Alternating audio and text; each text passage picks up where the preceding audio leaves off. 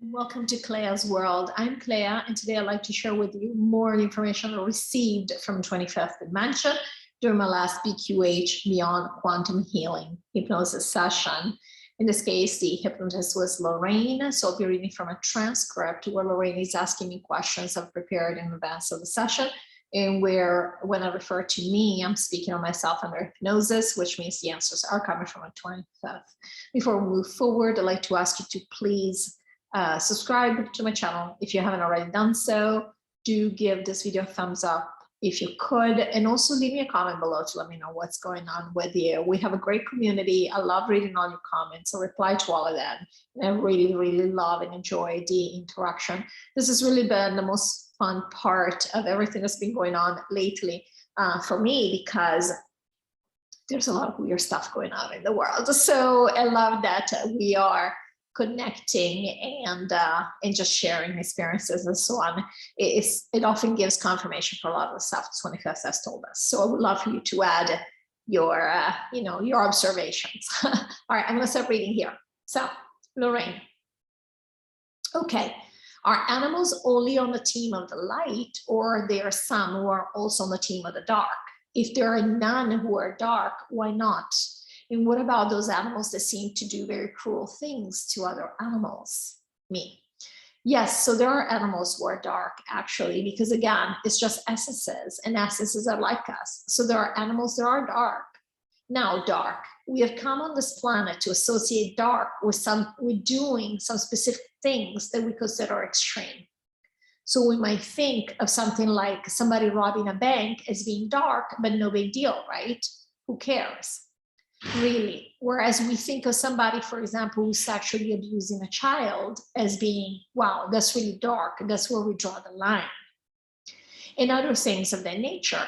We've already explained this has happened. This extreme level of darkness is only coming to existence because we as a collective decided to not only isolate it, but also to judge it. And so, of course, pushing more and more for that to manifest, because we manifest by our focus.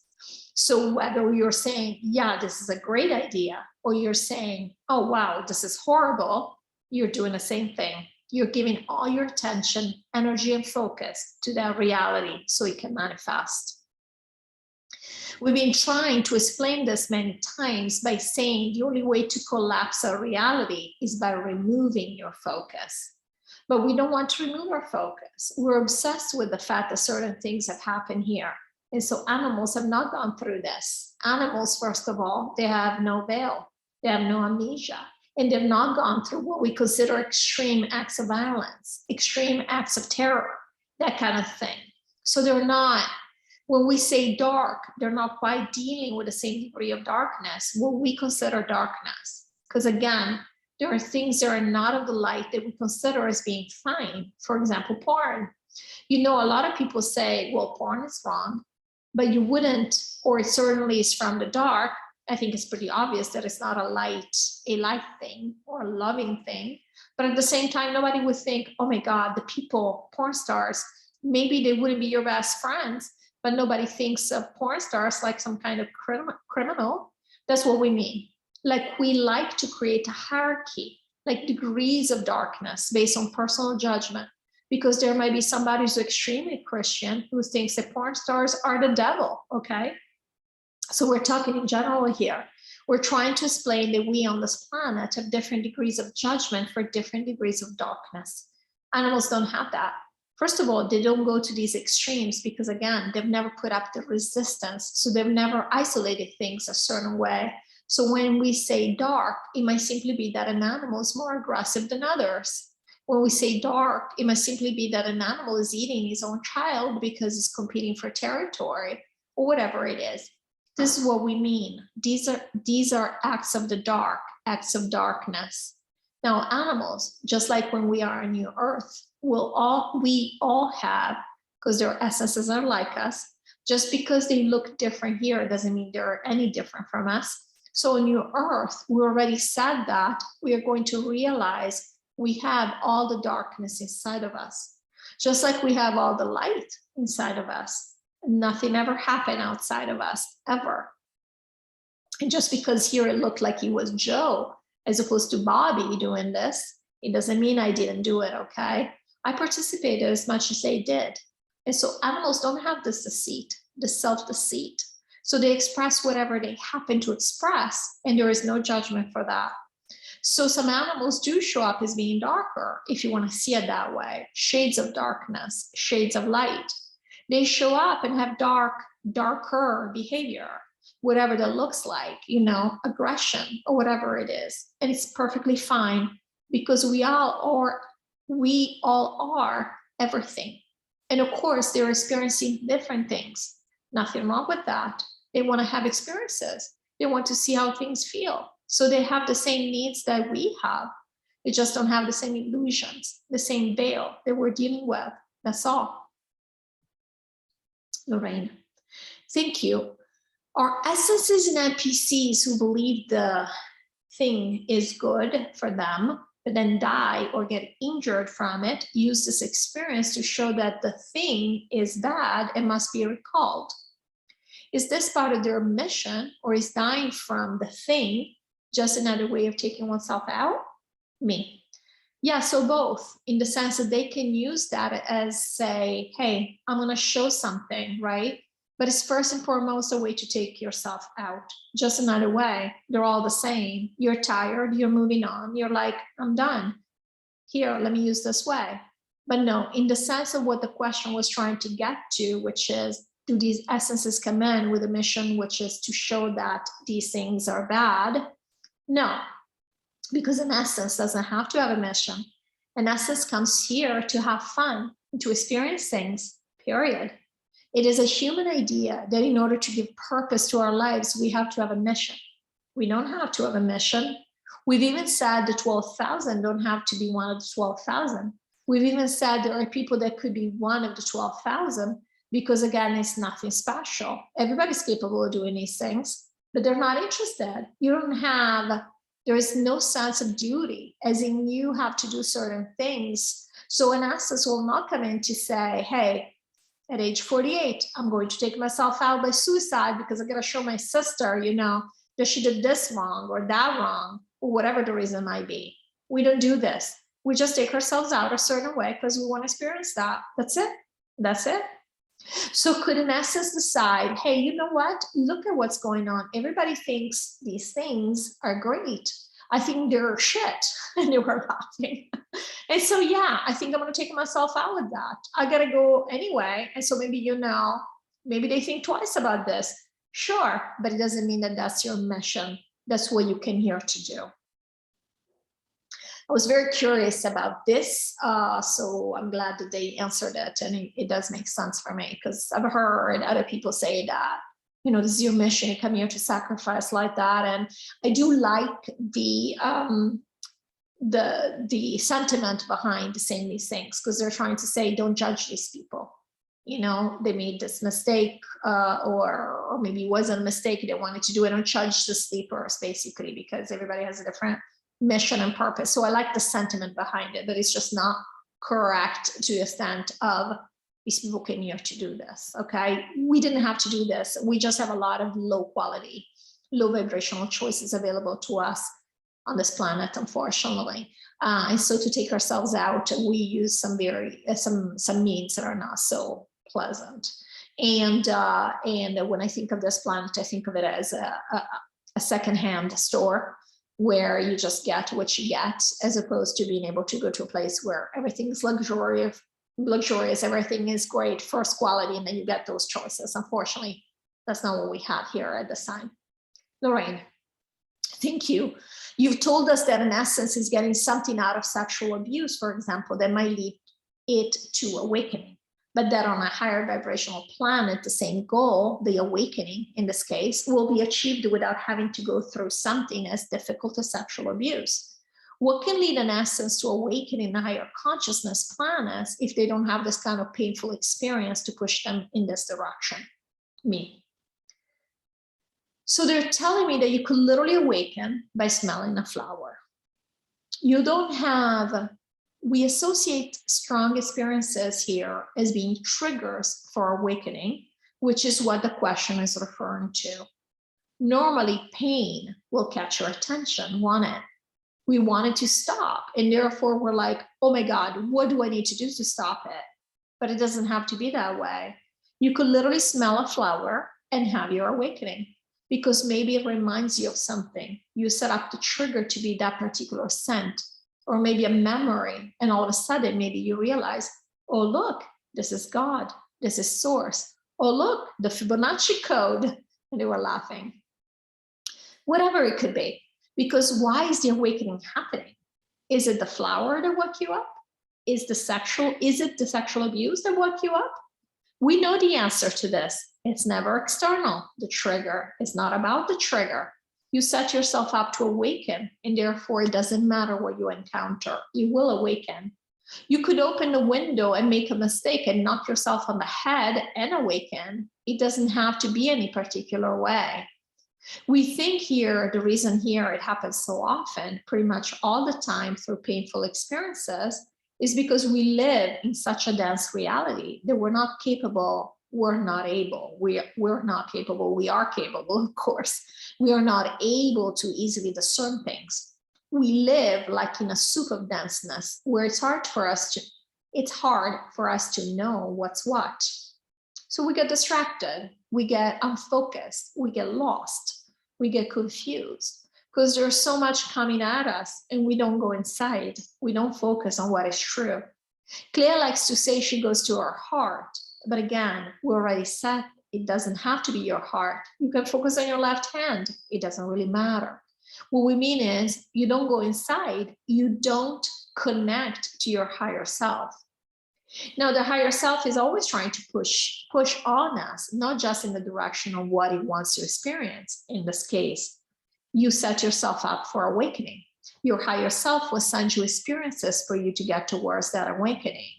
But oftentimes, we know this, these experiences don't work because we just don't pay attention. Clea had a near-death experience. She was in a tsunami and she came out, shrugged herself off, and she goes, keep going. Because she realized it wasn't for her. So it didn't help her awaken at all. And it was a near-death experience. So it's not that the only way to awaken is by hitting, Clea says, by being hit on the head with a 2x4. Is that we are so distracted here. We want to be so in the thick, in this thick game that we get lost. And sometimes what it takes is, unfortunately, something very painful to finally put us in a place where we're like, shit, what do I do now? It cracks me up. The 25th is using, curse words. Also wanted to explain before I move forward, the 2x4, I don't know if you guys, in the United States, a 2x4 is one of those pieces of wood that used for construction, and they're 2x4 inches across. That's what they mean, it's a 2x4. So, and that's where you basically dig yourself out of, start climbing out of the hole that you dug yourself into. This is what's happened with Clea, for example, after divorce, cancer, and whatnot. But Clea would have woken up sooner, could have woken up sooner by seeing number sequences, for example. You can wake up at any time. It's just that we unfortunately have very low quality choices here to allow us to do certain things. On other planets where they have a much clearer, cleaner environment, a lighter environment, again, they can wake up through anything. They could be speaking with a person, the person says the magic trigger word, and they wake up. Clea has actually had breakthroughs that have come from a person saying something in a certain way, whereas she had heard the same concept 10 times, 100 times, 1,000 times. And all of a sudden, this person says it at the right time when she was meant to be in that space. And she's like, there it is. So we awaken by degrees all the time without running into craziness and painful experiences. But generally speaking, on this planet, it is much easier. Sometimes it's not that it's easier, it isn't really, but it's the last tool that the higher self has to awaken us. Why do a lot of people experience NDEs, near-death experiences, in the real sense of the word, not just when they risk losing their lives, but where they actually are dead for a certain amount of hours? It's because the higher self has been trying to connect with them. They refuse to connect, and finally their higher self says, all right, I'm going to take you out of this game for a few hours, few days, whatever it is, and we're going to have a chat. This is really all that's happening during an NDE. We're just like, listen, we're not done here, but I need you to move on with our plan. All right? Can you snap out of it? And people, generally speaking, do pay attention to their coma states, and they were laughing. And when they're considered dead by everybody, they think they're dead, and they come back and they're like, I died. That's the only way your higher self had to actually have a conversation one-on-one with you, where you're actually paying attention and you're not distracted by a million other things going on in your life, and you do la la la la la la la because you really don't want to hear it. That's all. That's all it is. But you don't have to have a painful experience to awaken at all. Lorrayne, thank you. It does seem that we are quite stubborn here as humans in this dense state. I'm glad that the energy that you as us have shifted and energized so that we can maybe have an easier time. And she is referring to the initial message we received during the session, which I think it was about 4 or 5 videos ago, if you want to check it out. Me, yes, it will get a lot easier. Lorrayne, thank you. Why are aliens able to wake up through something more pleasurable? Okay, you just answered this. And she's going through the list of questions. And so sometimes the 21st will answer something that I'd asked below, in the previous answer. Me, yeah, all of us have that option, yeah. So they did still answer saying, we all have the option to wake up through anything. It's just that most times here we don't on this planet.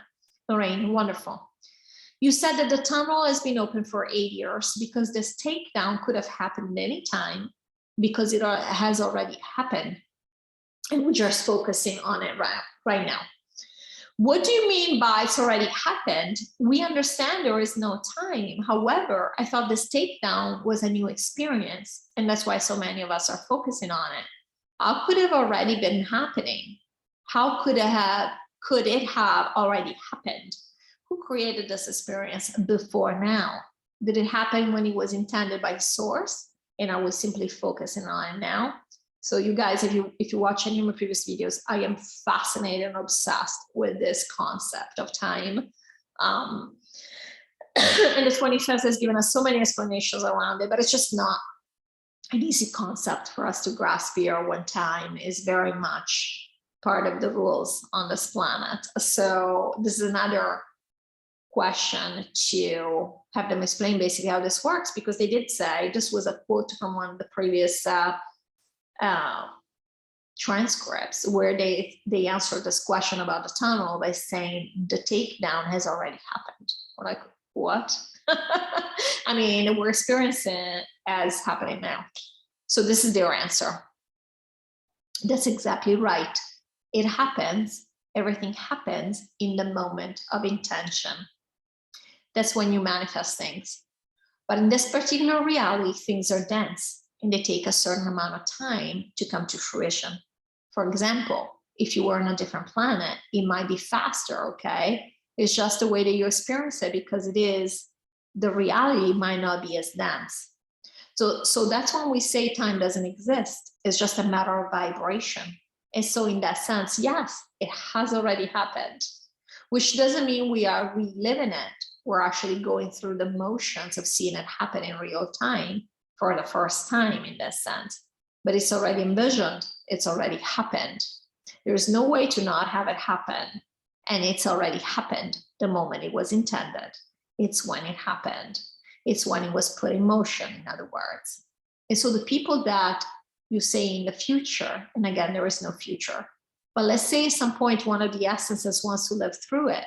That's why we live it as it's happening now. But it is happening now. For us, it is happening now. But it's happening now because we're focused on it.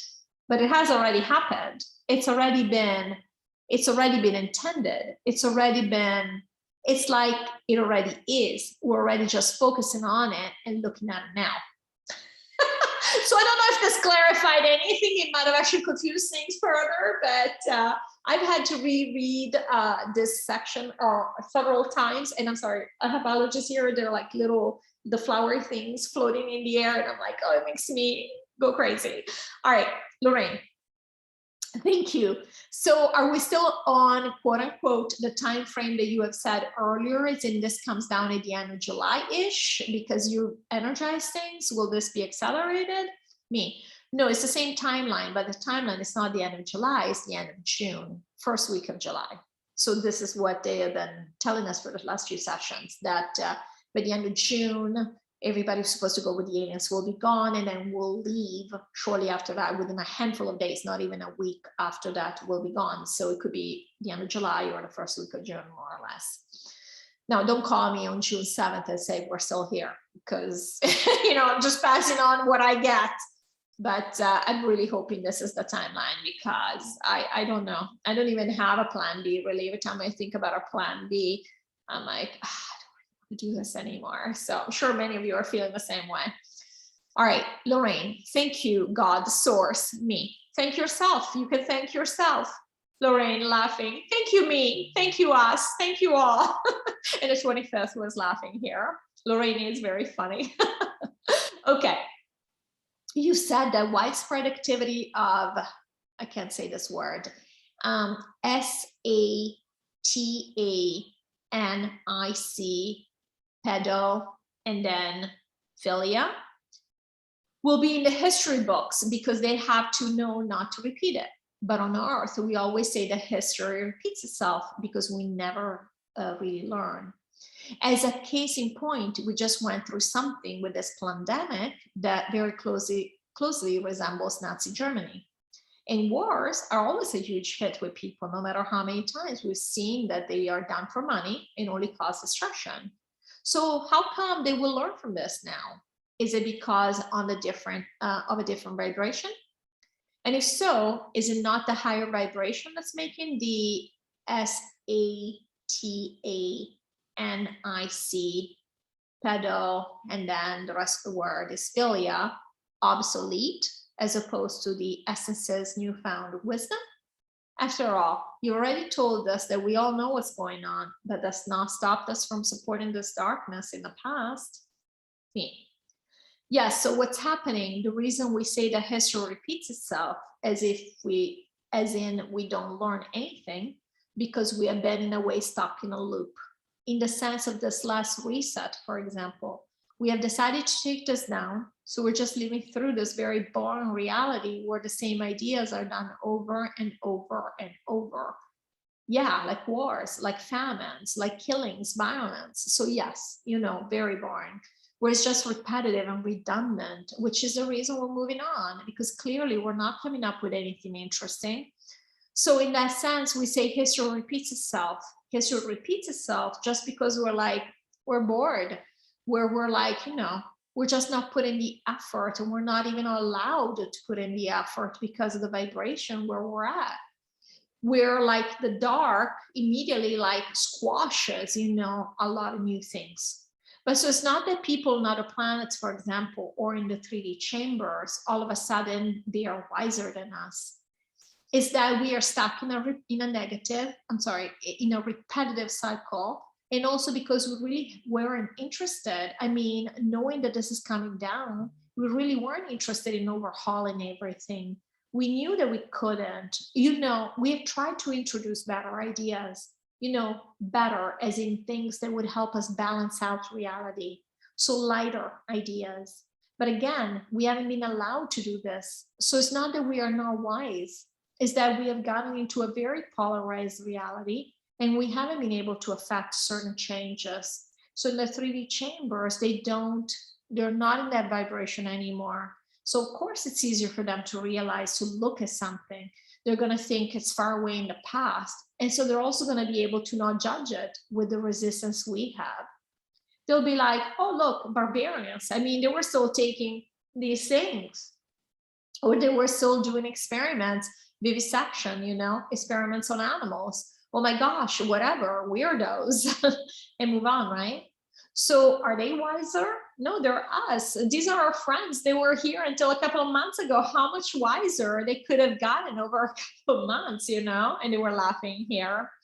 So it's not that. It's simply that we are, unfortunately, in a reality where, we're not really allowed to Not involved in the sense that we're becoming better, but at least evolve, sorry, not evolve in the sense that we're becoming better, but at least evolve in terms of experience, having new experiences. We're just not being interested in doing that here. We're not being allowed, and we say allowed, it sounds like somebody outside of us. We have not let ourselves, we have not allowed ourselves to experience something new because we already knew we're taking this down. And in the past, when we have tried to introduce something new, we've been blocked in our tracks because most of us, including us, for example, say that my essence wanted to do something new. Well, I wanted to introduce something new and of the light, I was still supporting the dark. We already talked about this. We have supported the dark, a lot of the dark ideas as much as the dark. And so because of that, and because of the very negatively polarized balance, we just have not been able to introduce more fun ideas, and they've been rejected. They've not been supported or whatever it is. So we do have the wisdom. We know in the background, we always know. Our essence knows what we're doing, why we're doing it, but it's just, we cannot do it here. We cannot manifest really anything that's very different from what we have because we are so far lost, so far gone in this game. And also because since we're moving on, what's the point? We already discussed, for example, the fact that we could create a new government here or even take them all down. But what's the point? You want to deal with that now? We don't have that much time left. We got the best solution going, which is leave us behind and start over from scratch in a much more fun way. So that's all. So it's not that, so the question is really, why do the people in 3D chambers need to know about these things since they're not going to happen again because the vibration is not there anymore? So they're not going to have SATANIC, pedo and philia anymore. They're not going to eat animals anymore. They're not going to experiment on animals anymore. Why? What is the purpose of even having this information in the books? Why do they need to know about it? This is part of the knowledge that we carry as a collective in the multiverse of the things that have happened here at a conscious level, of some of the things, because they're only going to know about some of the things that have happened here. They want to keep the reality in 3D chambers very, very limited because again, that's the experience of 3D. You just want to know that there's this little thing, that you're focused on, which is cool. It's a lot of fun, okay? There's no judgment. Doesn't mean these people are dumb. It's a very cool game to play. That's why we've all come to this planet to experience 3D. 3D is a lot of fun, or can be a lot of fun. And so they need to read the reason they want, and they need to read about these things. Well, they don't need to really, but they want to read about these things. They want to learn from these things, is because so they can feel like they're coming up with new solutions and new experiences. They're very different. That's it. That's the only reason why they need to know about these things, for their purposes. Not that they need to know as individuals to be better or to do better. For their own purposes, which is having more fun, they need to know. They must have this information for things that were not fun and say, okay, we're not doing that anymore. And now we're doing this. That's all. That's all.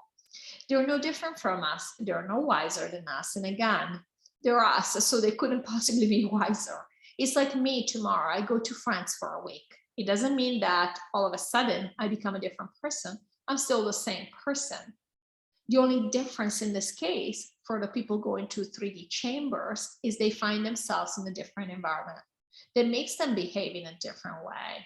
And they feel the freedom to behave in a different way, which is really the other way around. They went there because they wanted to behave in a different way, but they believe that they behave in a different way because of the environment. And because of this, they basically won't do certain things anymore. That's it.